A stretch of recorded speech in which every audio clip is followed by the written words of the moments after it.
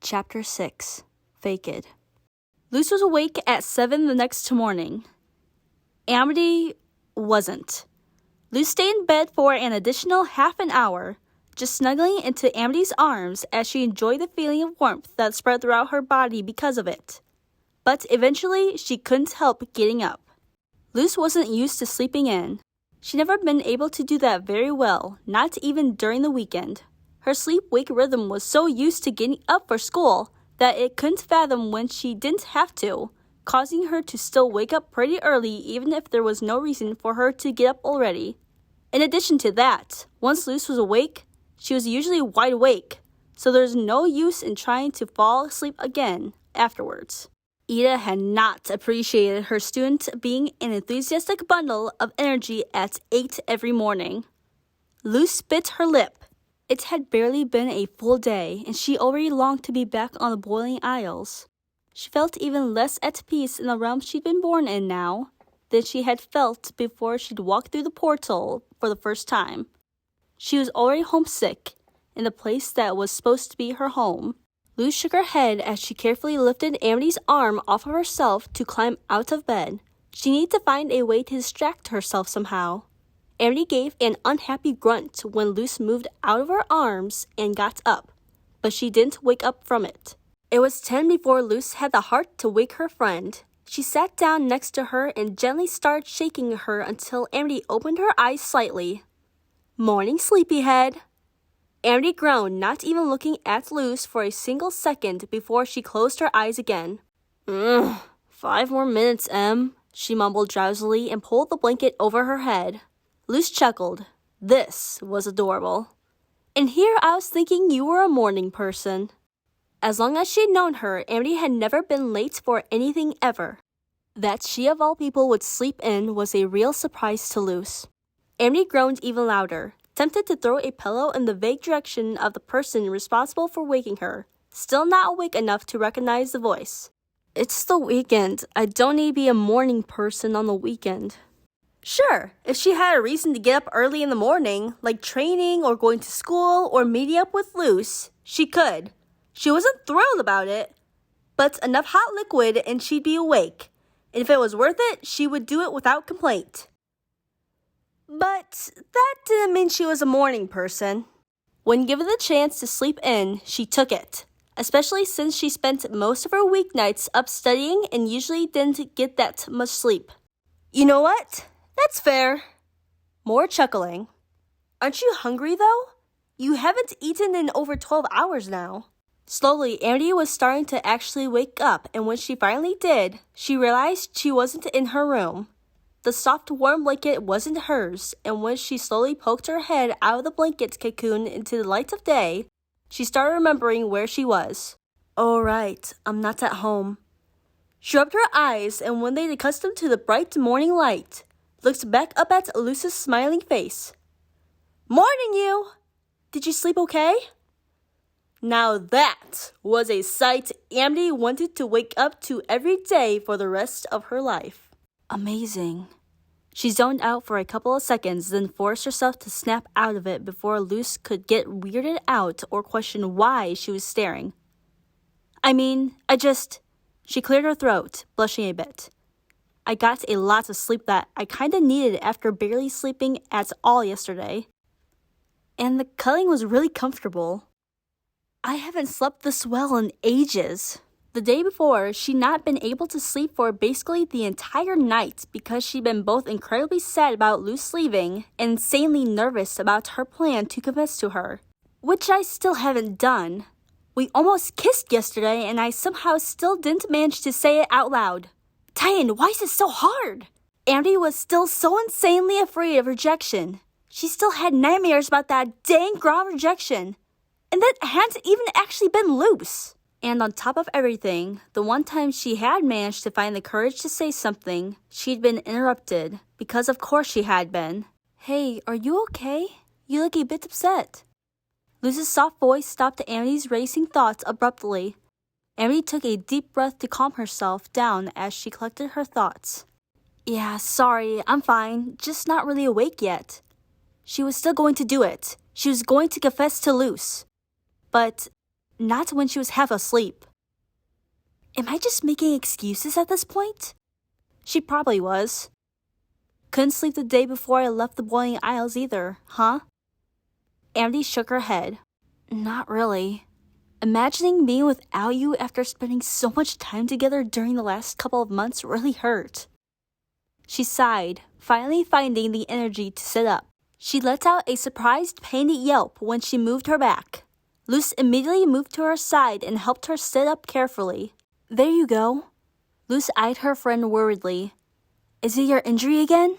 Amity bit her lip and avoided the worried glance at first, then looked back up at her and sighed. She still wasn't great at admitting weakness. She'd probably never be, after a life of being told being vulnerable made you weak, that compassion and pity were the same thing, and that someone who received either was worthless. But she'd learned her lesson the day before. No more lying to Luce about anything injury-related. It's better than it was, I swear, and you did really well yesterday. But I'd be lying if I said it doesn't still hurt. A lot. She felt especially bad about admitting her pain because she didn't want Luce to feel like it was her fault again. Or like what she'd done yesterday hadn't been enough, because she'd done her best, and her best was beyond amazing. Amity didn't want Luce to feel like she wasn't good enough. Please, I just don't want you to cry again, especially not because of me. That bad, huh? Luce mumbled, unable to tear her eyes from Amity's pained expression. Her friend nodded, leaning slightly against her to distract herself a bit. I didn't even feel anything until a moment ago, but the second I moved, it felt like my whole back lit on fire. Luce gently squeezed Amity's shoulders. She'd kind of expected this. Burn injuries took a while to heal after all, and Amity's was still pretty fresh. Her back would probably still be sore for a while. I guess the painkillers wore off, huh? She'd have to go get some more. And hope her mom wouldn't realize that they were disappearing just yet. Once she did, it would raise some questions that Luce still was not quite ready to answer just yet. Amity looked at her friend in confusion. Wait, those weren't permanent? Why are they called painkillers if the effect is only temporary, and they don't actually kill the pain? That's super confusing. Luce blinked. She'd never thought about that before. I have no idea, actually. But now that you mention it, yeah, that is kind of weird. She shook her head. But that's a mystery for another time. Right now, I'm going to get you some painkillers. And I'll try to use my healing glyphs. If anyone found out either of them was able to use magic, they'd be in big trouble. But right now, Luce's mom was at work, so they were alone in the house. If she'd close the curtains, maybe close the door of her room as well, just to be safe, they should be fine. She had to give it a shot. Anything to make Amity feel better faster. Luce? Amity protested, but her friend shook her head and had that determined look on her face that Amity knew all too well. Nothing she could have said right now would have talked Luce out of doing this. No, this will not be discussed. Amity sighed. You don't need to take care of me so much, you know. I could manage. Luce knew her friend well enough to see past the surface of her words, to know that this wasn't Amity asking Luce to stop taking care of her because she didn't want her to, but rather it was Amity seeking reassurance. So reassurance she received. Yeah, but that's not what friends are for, you goof. I'm not doing anything I'm doing because I need to or feel obligated to do it. I do it because you're important to me and I want to. Luce offered Amity the sweetest smile she had, and one of her hands found Amity's and squeezed it slightly. Meeting you was one of the best things that ever happened to me. You're not a burden, and you never will be. Amity nodded, her face lighting up in relief. Okay, do it then. Luce nodded. She got up, closed the purple curtains, then the door to her room, and then took her glyph notebook out of her bag. It was the only thing that was still left in there after she spent half an hour while Amity had still been asleep unpacking the rest of her stuff since she was planning to carry them with her everywhere just in case. She ripped out 2 of the pages with healing glyphs on them to then sit back down on the bed and lifted the back of Amity's shirt a little to put the 2 pieces of paper on her friend's bandaged back carefully. When Luce tapped on the glyphs just gently, lo and behold, they turned into a dark blue light and disappeared right through the bandages into Amity's body. Did it work? How are you feeling? Luz asked immediately. She was too worried about her friend to realize what this actually meant. That she just proven that magic did indeed still work in this realm. Amity blinked. The pain wasn't gone entirely, but she felt so much better already. She wasn't sure if the spell had just numbed the pain or done anything to actually fix the damage a bit. But it had definitely helped. Wow, you're getting really good at this, huh? Luz immediately noticed the change in her friend's expression. Her heart skipped a beat. You're feeling better? You're really feeling better? Amity nodded. Yeah, a lot, actually. I don't even think I need any more of those painkillers right now. She beamed at her friend. Thank you, Luz, for everything. Luz felt a wave of relief wash over her upon hearing that. She immediately threw her arms around her friend's neck, once again careful to avoid touching her lower back by accident. Oh, I'm so glad! Amity melted into the touch, smiling as she snuggled against Luz. You're amazing. You know that, right? Who? Me? Nah. Luz shook her head and waved her hands defensively.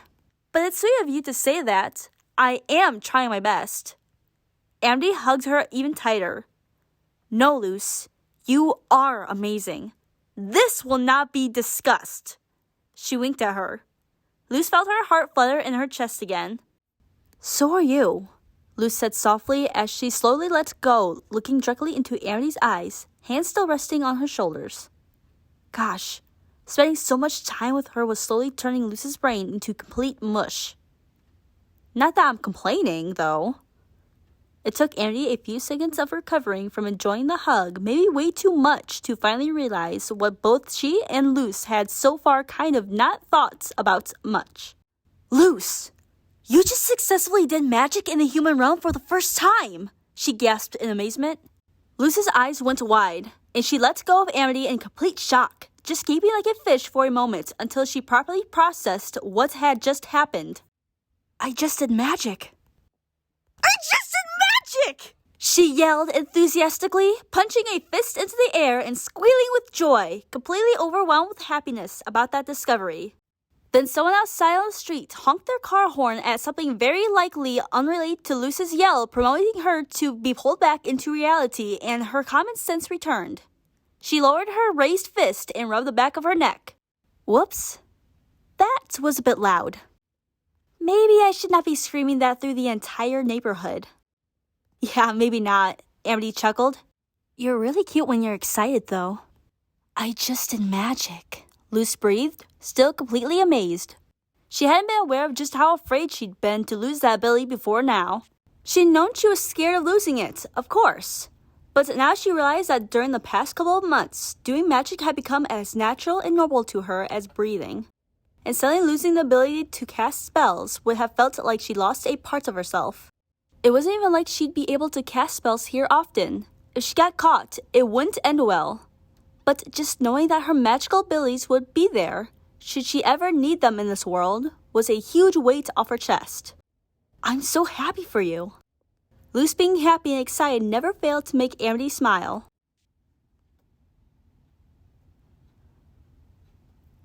Also, slight change of topic, but speaking of magic, Amity began after a while, only half joking. How exactly do you look this perfect in the early morning? What kind of witchcraft is that? Can you teach me? Amity is well aware that she probably looked like a complete mess right now. She always had a terrible bedhead, so how Luz was sitting next to her, every single hair in place, she didn't understand. Luz chuckled. I mean, it's past 10, so it's really not that early anymore. Also, I've kind of been up for more than 2 hours. She shrugged. You look so tired. So I decided to let you sleep while I showered, did the dishes, unpacked my bag, and cleaned my room a bit. I'm sorry about the slight chaos here yesterday. I wasn't expecting visitors, so I really didn't tidy up before I left. Although, honestly, even if she had known, she wasn't sure if she'd have had the motivation to do it, considering her mood right now before she left. It's fine, and how you're awake enough this early to do any of that is beyond me. Also, you're wrong. On the weekend, 10 is definitely early. Luz let out a hearty laugh. Now you're starting to sound like Ida. Is that a good or bad thing? Amity giggled, then bit her lip and blushed when her stomach started rumbling loudly. Honestly, I'm not sure, Luce replied, shrugging but still chuckling. So you are hungry, huh? Amity blushed even harder, but she didn't deny it. Be right back. Luce smiled at her, then got up and left the room abruptly. Luce returned with a tray a couple minutes later. I kind of forgot to mention this earlier when listing the things I did while you were still asleep, but I also went to the bakery down the street while I was at it. Breakfast? She'd originally set the table downstairs, but since Amity was still pretty tired and should be taking it easy because of her injury, healing spells or not, they might as well have breakfast in bed. Luce pulled the nightstand a little closer to the middle of the bed and set the tray down. Amity's mouth watered immediately at the scent.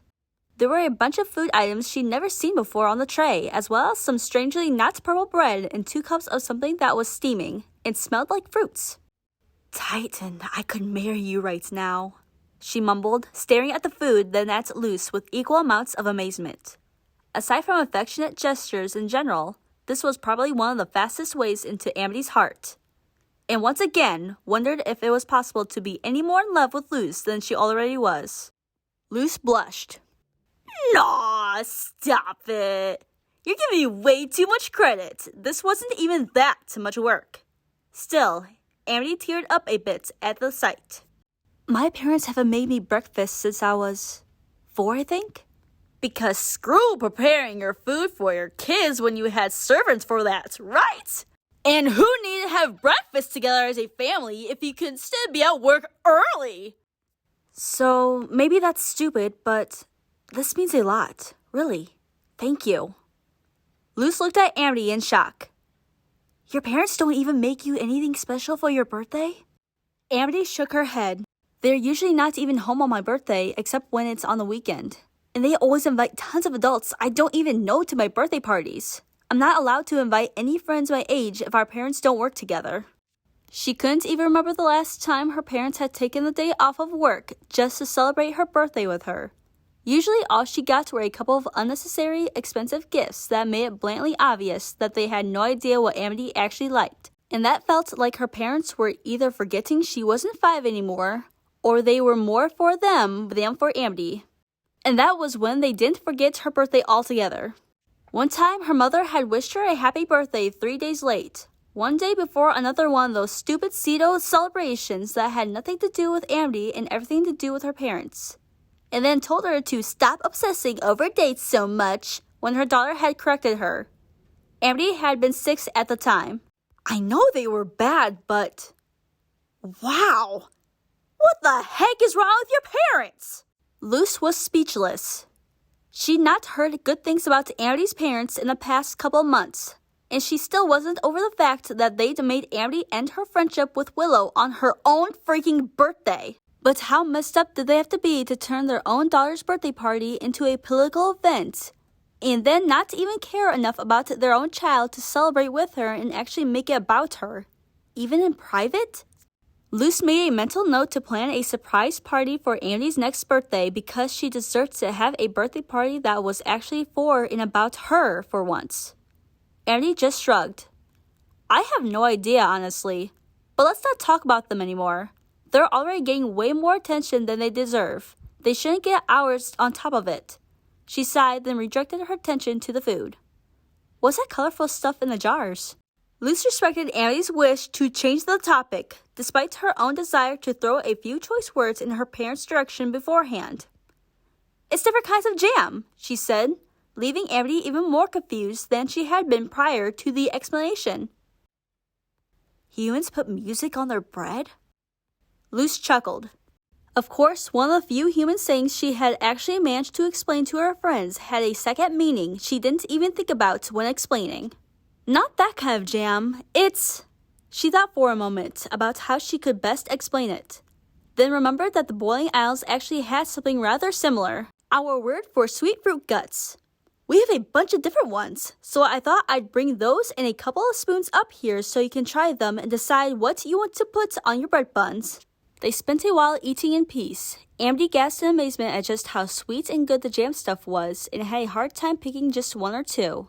And Luce promised she'd be allowed to take some home if she wanted to, when the silence was suddenly interrupted by a muffled voice from behind them, starting to shout. Answer our freaking messages! The two of them flinched. It took them a moment to realize that the yell was coming from the scroll that they'd hidden in a drawer of Luce's desk the day before. Luce got up and waited until Amity had put her plate back onto the tray before she handed it to her. We completely forgot to check the messages again yesterday, didn't we? Whoops. Amity felt yesterday's worry return as she picked up her scroll and opened her messenger. She almost fell backwards off the bed when she saw just how many messages there were. This was bad. Lots of messages never meant good news, and that someone had bewitched one of them so that the scroll actively started complaining definitely didn't mean good news either, especially since that particular message was from M. The twins only use these kinds of messages to either actively mess with someone as a joke, or if it was an emergency. I hope the others are okay. Luce glanced at the scroll.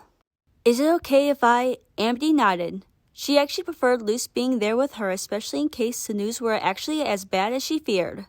Luce moved closer to Amity to be able to look at the text with her. Alright then. Time to find out what's going on.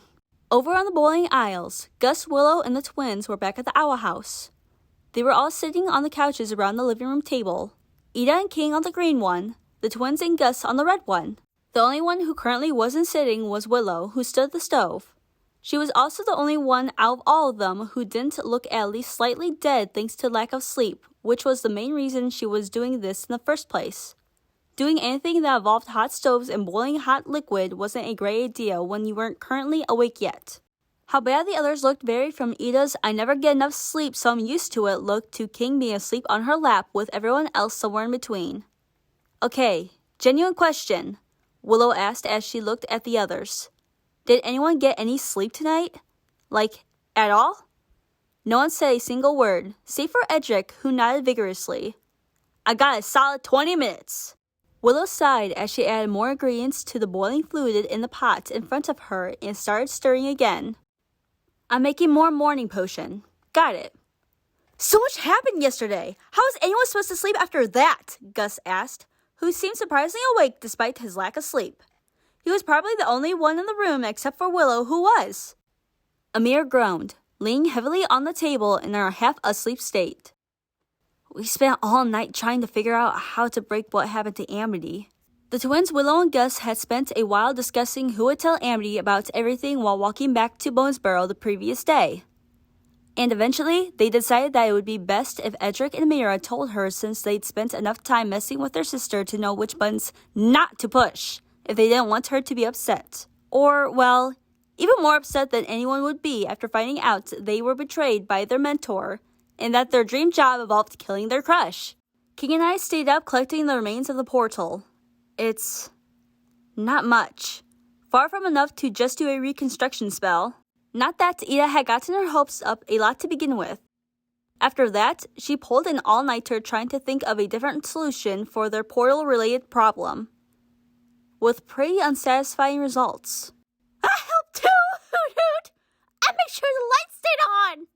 Alright, me, King, and Hootie stayed up all night to do so. Ida quickly corrected herself. She then looked at the twins. The good news is, nobody will have to worry about telling Amity anything anytime soon. She's going to be stuck with Luce for a while. Edric raised an eyebrow. That doesn't actually sound good. I mean, she's not going to complain about spending more time with Luce, but if we can't repair the portal, what can we do? Willow was done with the potion now and was currently busy filling it into cups and handing them to everyone. She paused for a moment at that question. Is it possible to create a new portal? Ida nodded. In theory, yes. I mean, I made the other one, so of course I could make a second similar one. But, well, a lot of the materials needed for it are rare and expensive. The second part isn't that important for us because we're not going to pay for them, but it seemed worth mentioning. And it requires an insane amount of magic to open a portal, so this is not going to be easy and it's going to take a long time. Emra immediately snatched one of the cups from Willow and downed it in one go. After that, she was finally able to lift her head properly. Oh, look! I'm alive again! She rubbed her eyes and stretched her arms towards the ceiling as the potion's energy spread through her.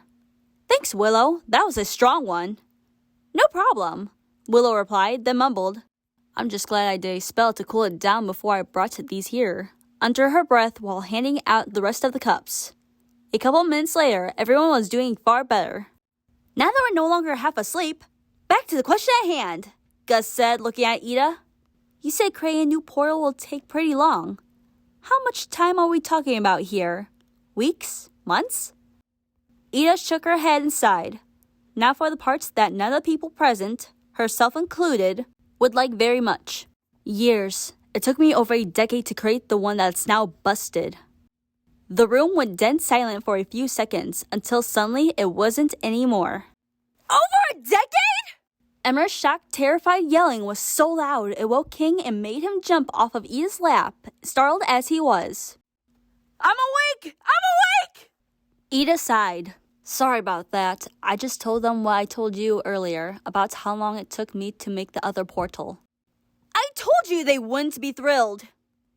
Ida rolled her eyes. And I told you that's not the kind of surprising, shocking discovery. Of course they're not thrilled. I'd be worried if they were. That was the reason Ida hadn't been able to sleep the nights before. The thought of being separated from the girl that was basically her daughter now for such a long time broke her. And the longer Amphibia was forced to stay there, the more danger she would be in. No matter how smart and skilled she was, at some point she was going to slip up, and then it would all be over.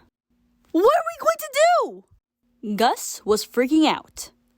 To be fair, pretty much everyone in the room was, except for Ida and King, who had already done their fair share of freaking out a couple of hours ago. We have to get them back sooner somehow. They can't wait that long. It's way too dangerous. Willow has spent basically the whole summer worrying about her friends, since saying Luce had a knack for getting into trouble would have been a massive understatement. But she was pretty sure she'd never been as worried as she was right now. She couldn't lose one of her best friends like that, not so soon after meeting her. And she couldn't lose Amity again so soon after finally letting her back into her life, after they'd finally started fixing things between them. But Willow didn't allow herself to freak out. She had to stay at least somewhat level-headed. Surely there was some kind of solution for this. There had to be. Emra's heart dropped to her stomach. We can't just leave Min stranded there for more than 10 years! She protested, as if complaining about it enough would change anything about this fact. She wasn't ready to accept that Amity would really be gone this long. What if something happened to her while she was there? What if she got in trouble? What if she got hurt? What if she and Luce get married in the meantime and we can't attend? Emra rolled her eyes and elbowed her brother. Edric! Priorities! He looked back at her sheepishly. Right, sorry. Emra sighed. She knew her brother just meant well. This was his way of freaking out just as much as she was, and she couldn't really blame him for not wanting to miss such an important part of their little sister's life. But the fact that they would be missing 10 years of it was way worse than some random event that might or might not take place during that time. Even if that random event was something as important as a wedding. Missing 10 years of Amity's life meant they'd miss 10 of her birthdays. They'd miss seeing her grow from a young teen into an adult. They'd miss seeing her freak out over her first date, and all the stupid, wonderful things that came with that. They'd also miss her Emma gasped, racing thoughts coming to a sudden halt when she realized that they could not, in fact, miss Amity's graduation, because if she wasn't here, she wouldn't be able to attend Hexside. Her voice was barely a whisper when she spoke again. Amity's going to miss so much school. She won't be able to graduate. Imagining just how crushed Amity would be once she found out about that was too much. She had been working so hard for so many years to get to where she was right now, barely allowing herself to have an actual childhood, the parents putting more and more pressure on her the older she grew. And now that was all supposed to be in vain? Even if what had happened yesterday would be enough to convince Amity not to join the Emperor's Coven, with her abilities and considering how good she was at school, she'd never have any trouble finding a different coven that took her in. But if she couldn't even finish school? This isn't fair. And after several years of acting stronger than she was, Emerald Blight's seemingly unbreakable facade finally crumbled, and she broke down crying. End of Chapter 6.